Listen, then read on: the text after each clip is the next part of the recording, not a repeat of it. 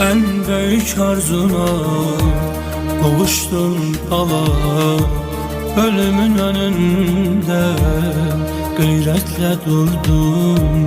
Kanımda canımda vətənə qurban deyərək əbədi gözünü yumdun.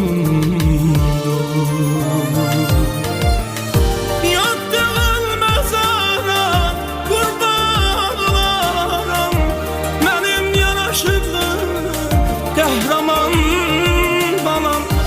Hərəmin deyəndə yaman göynəyir, oğul həsrətindən alışan yaram. Yattığın məzara qurban olaram, mənim yanaşıqlı qəhrəman balam.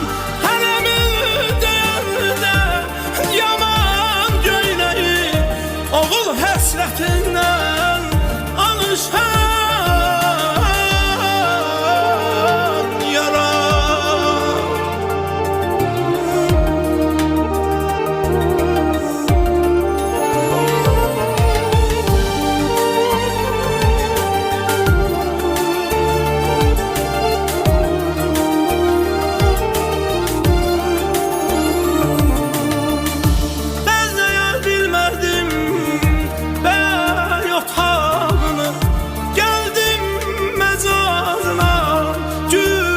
çiçək düzüm.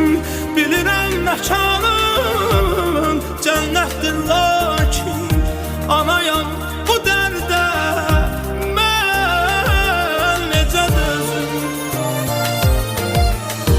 Yattığın məzara qurban olaram, mənim yanaşıqlı qəhrəman balam. Hər əmin deyəndə yaman göynəyir, oğul həsrət